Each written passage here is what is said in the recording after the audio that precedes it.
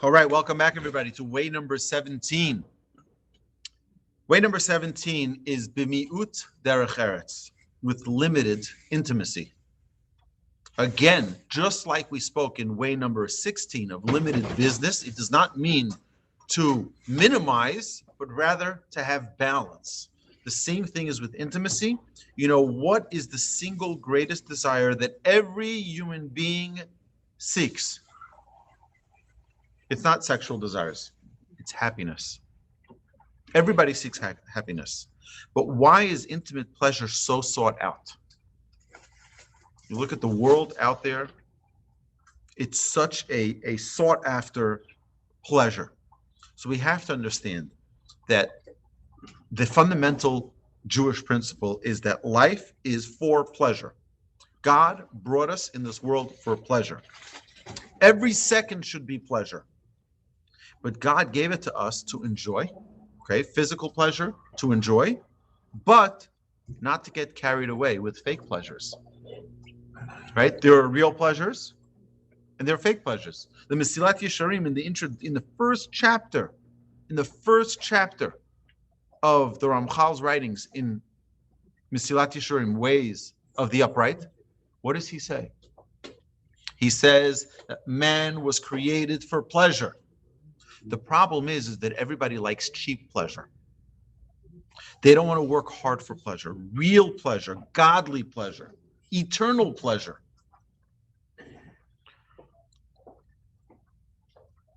Every pleasure that God created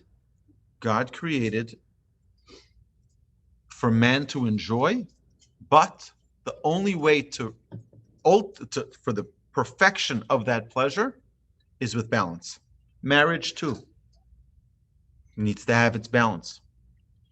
You know, the blessing of a wedding under the chuppah is the most remarkable blessing. It says,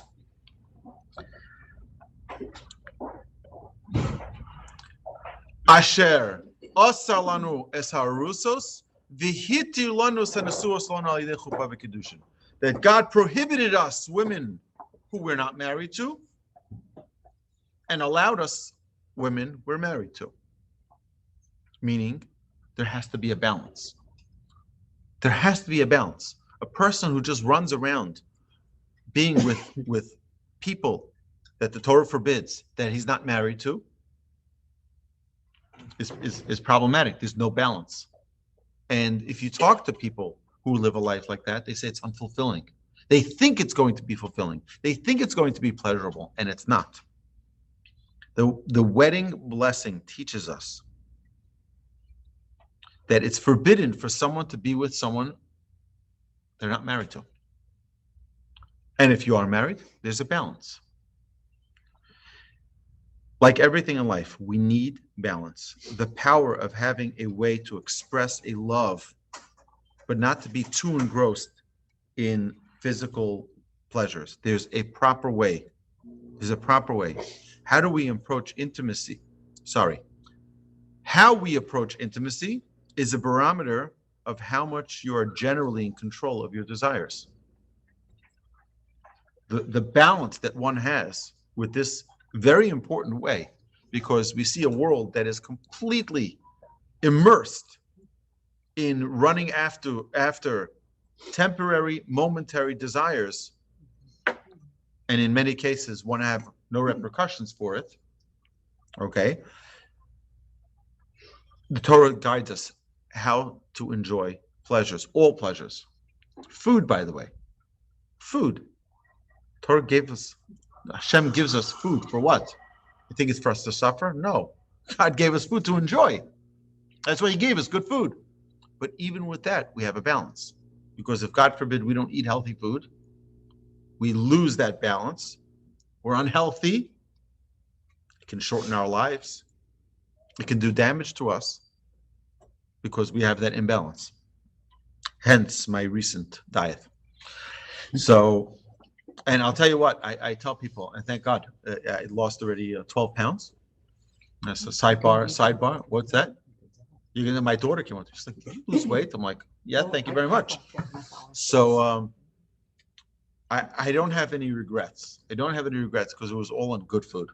Okay, it was all good food, but got to be healthy. I have children. I want to be there for all their weddings. I want to, be there for their children's weddings. God should bless me and my wife. And if we're not healthy, if we don't take care of ourselves, if we don't have that balance, I'll tell you what inspired me. I'm sharing this so that it hopefully inspires others. In this center, we had a conference. Someone borrowed the Torch Center for their organization, and they asked me to speak and present. After I speak, someone walks in who's actually part of their organization from Dallas. I haven't seen this individual for a long time. I see he's like half the size he used to be. I said, did you lose like an incredible amount of weight? And he looks at me and says, are you kidding me? You didn't hear that I had a heart attack? I had no idea. He said I had quadruple bypass. And this is a young guy. Young guy. And I said, oh, whoa, that was a wake-up call to me that it's not a joke. It's a real thing. You got to be healthy. You got to be in shape. Also with that, we need balance. So that's why I mentioned this. I'm sorry I took a sidebar here, but intimacy for its own sake is degrading.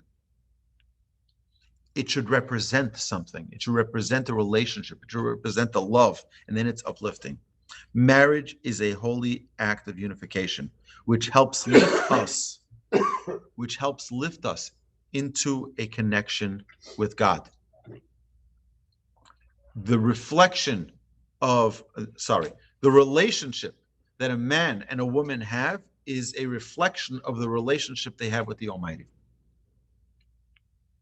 If they're in tune to their spouse, they're in tune to God. It's a reflection. It's a live representation of the relationship with God. Marriage.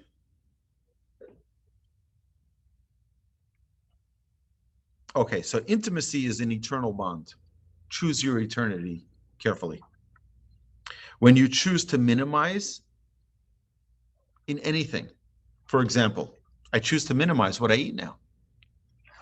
Who's in control? When you minimize, you're in control. When you minimize, you're in control. Too much of anything isn't good.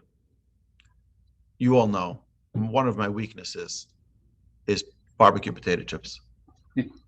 I love barbecue potatoes. There's no such thing for me just taking a few barbecue potato chips.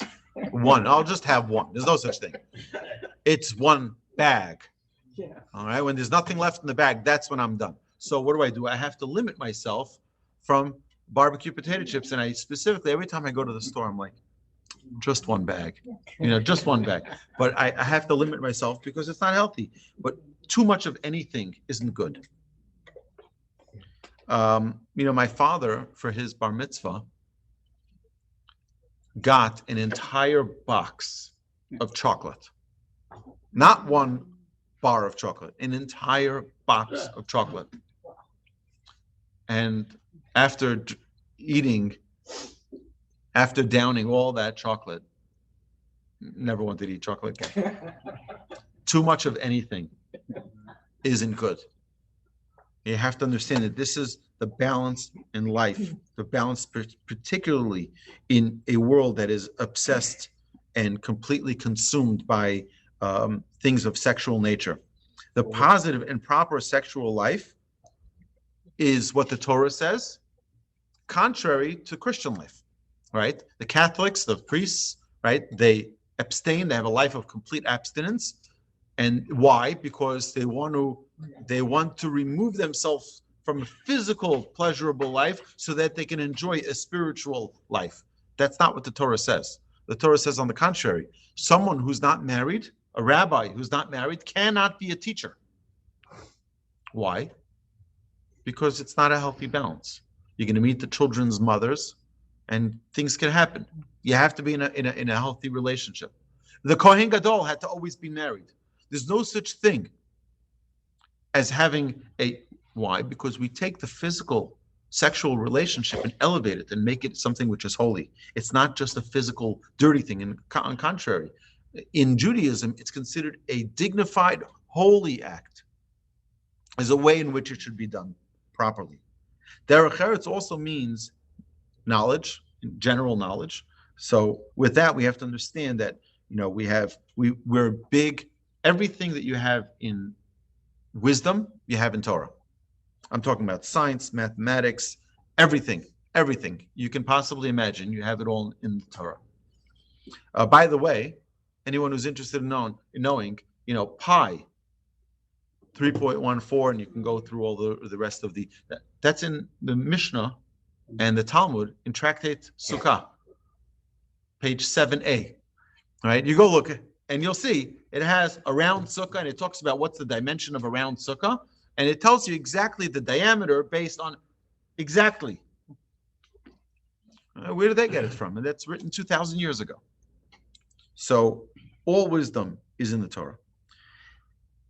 The damage of instant gratification. People are looking for instant gratification versus a balanced, pleasurable life. To work hard for something, right? So we have this culture of like this hookup culture or pornography, that people are trying to find an instant pleasurable experience instead of an investment in something which is real, in something which is tangible, and something which is long lasting. So there's an entire idea in Judaism of how to keep a relationship fresh. A man and a woman that are hopefully married for 50, 60, 70, 80 years with good health, how do they keep an excitement and an energy and a desire between them? So that we have the special laws of Nida. The special laws of Nida is that when a woman menstruates, there's a separation between the husband and wife. What that does, the Talmud says that the proper observance of the laws of Nida makes it that a man and a woman reunifying every month when she comes out of the mikvah is like a bride and a groom. It's 12 honeymoons a year. That's what the Talmud says. It's an amazing thing, because yes, that's what's going to keep it fresh. And it's not surprising that in the Torah observant community, the divorce rates are less than 5%. Less than 5%. While in the general community, the divorce rate is between 50, 60%. And then in some counties in California, it's over 100%, because people have had multiple divorces, so that it becomes a very big problem. But let me just explain to you how the system works so perfectly. So a friend of mine called me up. He says to me, Rabbi, where can we meet? I'm like, what's going on? He says, I need to show you my new car. I said, okay, let's meet. Where do you want to meet? Like, you want to meet my house, your house? He said, no. We have to meet in a public place because people need to see my car. Okay, so we meet.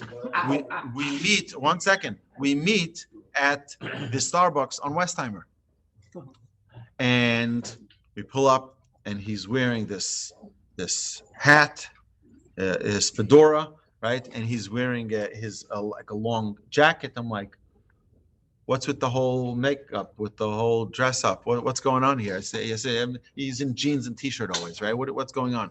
He says to me, well, it has to match the car. I'm like, tell me about this car that you're talking about.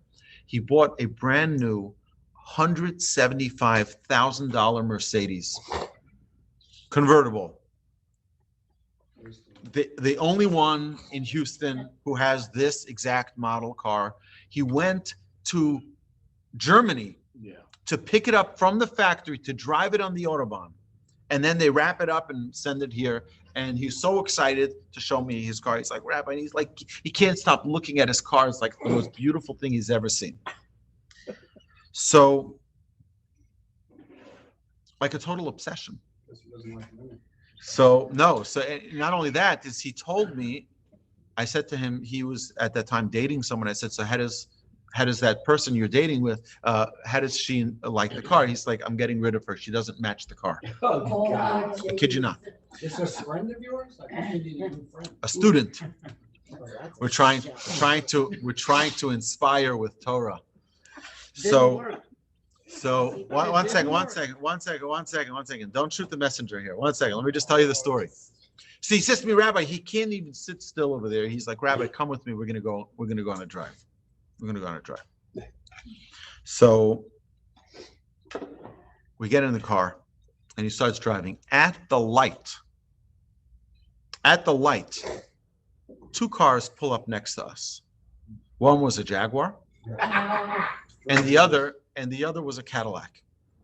And he looks at both of them and he says, maybe I should have gotten one of those.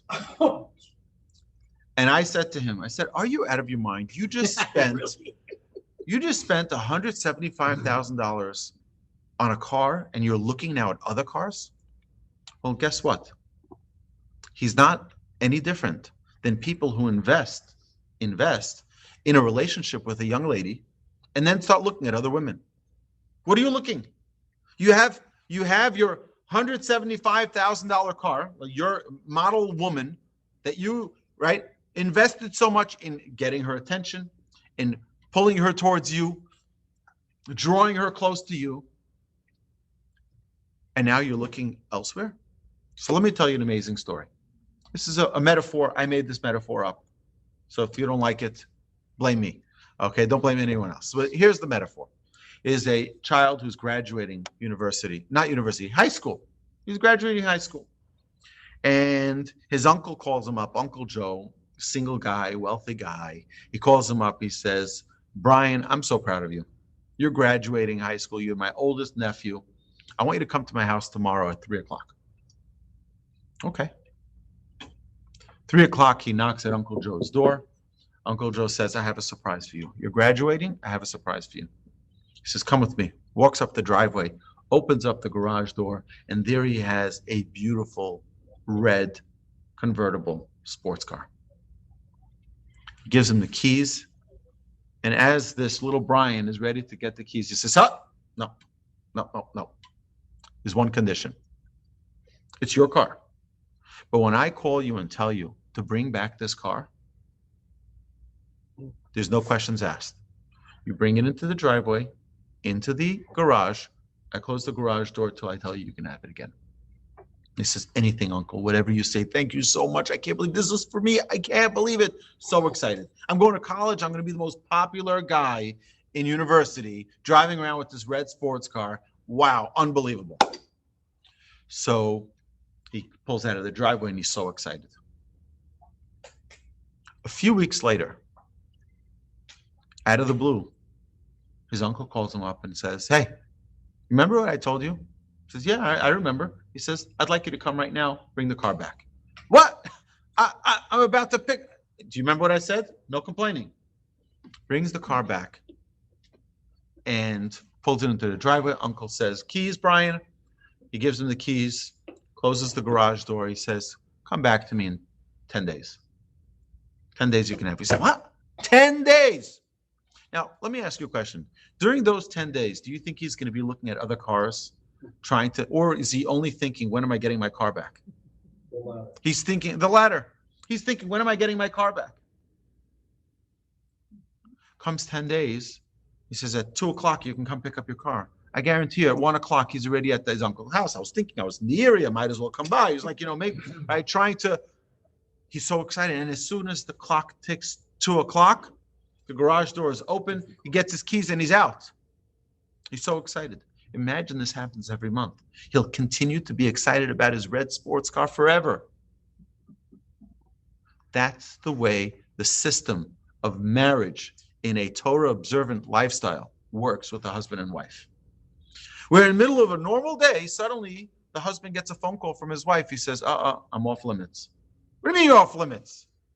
We had plans. We're going to take you out for dinner. You can still take me out for dinner. But there's no physical contact. None at all. There's only one thing that man is thinking of. He's thinking of his wife. And for 12 days, the Torah teaches us she's off limits. Now you can try to nourish that relationship in a non-physical way, in an emotional way. You can talk more. There are other things you can do to nurture this relationship without the physical contact. And guess what? And when that physical contact comes, the Talmud tells us, it's like a bride and groom under the chuppah again. 12 times a year. That is the beauty of having balance when it comes to anything Jewish. We talk about balance in marriage, it's most important. So Hashem should bless us all. Hashem should bless us all that we should have the most incredible relationships, meaningful relationships, and utilize them as a tool for connecting to God in the greatest way possible.